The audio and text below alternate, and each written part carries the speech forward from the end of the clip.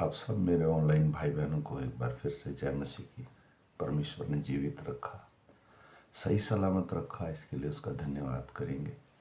इस सुबह के सुंदर समय, आज तारीख है 26/1/2025 और हम सुबह का वचन पढ़ेंगे। इसके पढ़े और सुने जाने पर प्रभु की आशीष। आइए हम पहले एक छोटी सी प्रार्थना करेंगे। धन्यवाद मेरे खुदा, धन्यवाद मेरे प्रभु यीशु, तेरे पवित्र नाम को धन्यवाद प्रभु जी। प्रभु सुबह के सुंदर समय मेरे राजा, इस मीठे समय प्रभु जी, ओ प्रभु तेरा वचन कहता है मेरे राजा, जितने लोग मेरे पास आते हैं कोई भी खाली नहीं जाता प्रभु जी। मैं विश्वास करता हूँ प्रभु जी, मेरे जितने भाई जितने बहन ऑनलाइन हैं प्रभु जी, ओ प्रभु जी आत्मिक ग्रोथ कर सकें प्रभु जी। ओ प्रभु तेरे वचन को थामे रहें प्रभु जी। तेरा वचन कहता है ये अंत के दिन है प्रभु जी। अंत के समय में मेरे राजा प्रभु जो बिल्कुल चुने हुए हैं प्रभु, शैतान उनको भी गिराने के लिए तैयार है।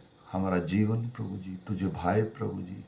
कोई बीमारी में, कोई परेशानी में, कोई आर्थिक तंगी में प्रभु जी, उसी की सुधि लेना प्रभु जी, और उनको छू लेना प्रभु जी। ओ मेरी जितनी बहनें, मेरे जितने भाई, जितने बच्चे प्रभु जी, ओ किसी संकट में, किसी मुसीबत में, किसी दुख में प्रभु, ओ मेरे राजा उनको छुटकारा देना प्रभु जी, एक आत्मिक छुटकारा मेरे राजा, ताकि उन बुरी लालसाओं को, संसार की चीज़ों को छोड़कर हम तेरे पीछे चल सकें और अनंत जीवन के वारिस हो सकें मेरे खुदावन।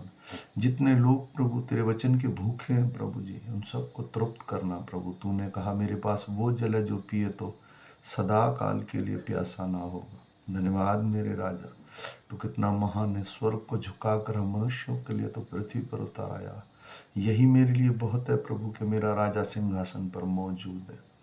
सारा आदर, सारी महिमा तुझे देता हूँ प्रभु यीशु। सब कुछ तेरे बलवंत हाथों हम सौंपते हुए छोटी सी विनती तेरे प्यारे बेटे मेरे उद्धार करता यीशु नासरी के नाम से मांग कर पा लेते हैं पिता, आमीन। ये वीडियो मैं उन मेरे बहन भाइयों के लिए बनाता हूँ जो मेरे बहन भाई सचमुच वचन को जानना चाहते हैं, जो बाइबल को पढ़ना चाहते हैं। वो ड्यूटी जाते हैं या उनके पास समय नहीं है, या कुछ मेरे बहन भाई पढ़ नहीं सकते। मैं आशा करता हूँ ये वचन सबको शेयर कीजिए, ताकि ये वचन प्रत्येक मनुष्य के हृदयों में बोया जा सके।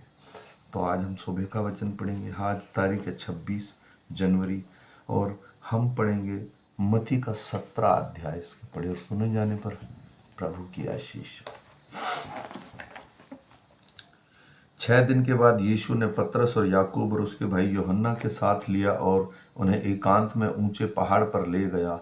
वहां उनके सामने उसका रूपांतर हुआ और उसका मुंह सूर्य के समान चमका और उसके वस्त्र ज्योति के समान उजले हो गए, और मूसा और एलिया उसके साथ बातें करते हुए उन्हें दिखाई दिए। इस पर पतरस ने यीशु से कहा, हे प्रभु, हमारा यहाँ रहना अच्छा है। यदि तेरी इच्छा हो तो हम 3 मंडप बनाऊं, एक तेरे लिए, एक मूसा के लिए और एक एलिया के लिए। वह बोल ही रहा था कि एक उजले बादल ने उन्हें छा लिया और बादल में से शब्द निकला, यह मेरा प्रिय पुत्र है जिससे मैं अति प्रसन्न हूँ, इसकी सुनो। चेले यह सुनकर मुंह के बल गिर गए और अत्यंत डर गए। यीशु ने पास आकर उन्हें छुआ और कहा, उठो, डरो मत। तब उन्होंने अपनी आंखें उठाई और यीशु छोड़ किसी को ना देखा। जब वे पहाड़ से उतर रहे थे तब यीशु ने उन्हें आज्ञा दी, जब तक मनुष्य का पुत्र मरे हुए में से न जी उठे तब तक जो कुछ तुमने देखा है किसी को ना कहना। इस पर उसके चेलों ने पूछा, फिर शास्त्री क्यों कहते हैं कि एलिया का पहले आना आवश्यक है? उसने उत्तर दिया, एलिया अवश्य आएगा और सब कुछ सुधारेगा, परंतु मैं तुमसे कहता हूँ कि एलिया आ चुका है और लोगों ने उसे नहीं पहचाना, परंतु जैसा चाहा वैसा ही उसके साथ किया। इसी रीति से मनुष्य का पुत्र भी उसके साथ हाथ से दुख उठाएगा। तब चेलों ने समझा कि उसने हमसे यूहन्ना बपतिस्मा देने वाले के विषय में कहा है।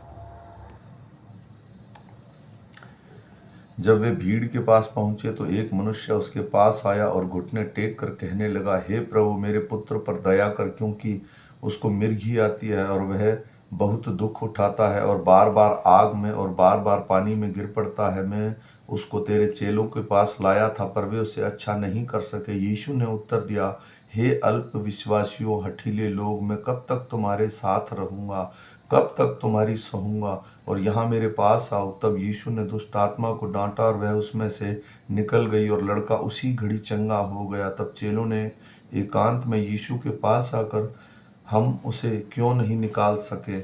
उसने कहा, अपने विश्वास की घटी के कारण, क्योंकि मैं तुमसे सच कहता हूँ, यदि कोई तुम्हारा विश्वास राई के दाने के बराबर भी हो तो इस पहाड़ से कह सकोगे, यहाँ से सरक कर वहाँ चला जा, तो वह चला जाएगा, और कोई बात तुम्हारे लिए असंभव ना होगी। पर यह जाति बिना प्रार्थना और उपवास के नहीं निकलती। जब वे लोग गलील में थे तो यीशु ने उन्हें कहा, मनुष्य का पुत्र मनुष्यों के हाथों में पकड़वाया जाएगा, वे उसे मार डालेंगे और तीसरे दिन जी उठेगा। इस पर वे बहुत उदास हुए। जब वे कफरनहूम में पहुंचे तो मंदिर का कर लेने वाले ने पतरस से आकर पूछा, क्या तुम्हारा गुरु मंदिर का कर नहीं देता? उसने कहा, हाँ देता है। जब वह घर में आया तो यीशु ने उसे पूछने से पहले उससे कहा, हे शैमन, तू क्या सोचता है? पृथ्वी के राजा महसूल या कर लेने किन से लेते हैं, अपने पुत्रों से या परायों से? पतरस ने उनसे कहा, परायों से। यीशु ने उससे कहा, तो पुत्र बच गए तो भी इसलिए कि हम उन्हें ठोकर ना खिलाएं। तो झील के किनारे जाकर बंसी डाल और जो मछली पहले निकले उसे ले। उसका मुंह खोल, पर तुझे एक सिक्का मिलेगा, उसी को लेकर मेरा और अपने बदले उन्हें दे देना। आमीन। आज ही हमने सीखा है, परमेश्वर के पुत्र यीशु मसीह ने यहाँ उनसे बोला, वो पहाड़ पर गया, उसका रूपांतर हुआ, उसने अपने चेलों से बोला, बातचीत किया। उन्होंने कहा एलिया आने वाला है, उसने कहा एलिया वरन आ चुका है। दूसरा, जब वो उनके साथ थे तो मंदिर का कर लेने वाले आए, तो उस वक्त भी प्रभु यीशु ने कहा, मेरी वजह से किसी को ठोकर ना लगे, हम मंदिर का कर जिसका जो देना है नियम अनुसार देंगे। तीसरा, अपने मृत्यु के विषय में भविष्यवाणी की कि मुझे वो लोग पकड़ेंगे और क्रूस पर चढ़ाएंगे। और एक और चीज़ परमेश्वर ने बोला, एक दुष्ट आत्माग्रस्त बालक को चंगा किया कि जिसको लड़के को लेके आए, लेकिन बोला ये चेले नहीं निकाल सके। प्रभु यीशु ने फिर भी डांटा। चेलों ने पूछा, हम क्यों नहीं निकाल पाए? प्रभु यीशु ने कहा, अपने विश्वास की घटी के कारण। तो मैं आशा करता हूँ आज हमने जो सीखा वो दिन भर हम मनन करेंगे ताकि हमारे काम में आए। मेरे भाई और बहनों, ये बाइबल 3 तरीके से पढ़ी जाती है जो मैंने सीखा है। मैं टीचर नहीं हूँ, मैं स्टूडेंट हूँ। मैं अपना वचन बांटना चाहता हूँ, जो मैं सीखता हूँ वही बांटता हूँ ताकि आप लोग भी सीखने पाएँ। बहुत सारे लोग मुझसे बहुत ज़्यादा जानते हैं, मैं कोई बड़ा आदमी नहीं हूँ या मैं कोई ज्ञानी पुरुष नहीं हूँ। हाँ, मैं चाहता हूँ मेरे बहन भाई कुछ सीखें। तो बाइबल एक तरीका होता है, आप खुद बैठ के पढ़िए ताकि परमेश्वर आपसे बात करे। दूसरा तरीका होता है कि जब दास लोग हमें वचन बताते हैं, उसकी गूढ़ बातों को समझाते हैं, तब हमें काम आए। तीसरा तरीका होता है बेसिक बाइबल जानना। ये सबसे पहला तरीका होता है कि आपको पूरी बाइबल अपने जीवन में, मसीह हैं तो एक बार पढ़नी चाहिए। अगर आप मुझे फॉलो करेंगे तो 365 दिन में ये पूरी बाइबल, हो सकता है बीच में 10-5 दिन छूट जाए किसी कारण से, मैं कोशिश करूँगा कि पूरा 365 दिन 1 जनवरी से लेकर 31 दिसंबर तक ये बाइबल कंप्लीट हो जाए। तो ये बाइबल पढ़ने के 3 तरीके होते हैं।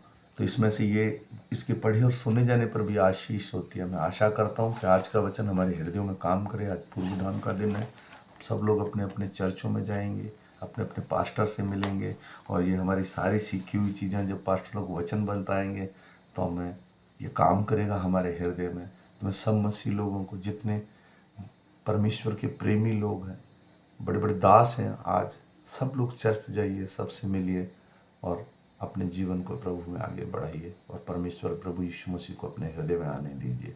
सबको जय मसीह की। फिर मिलेंगे शाम के वचन के साथ।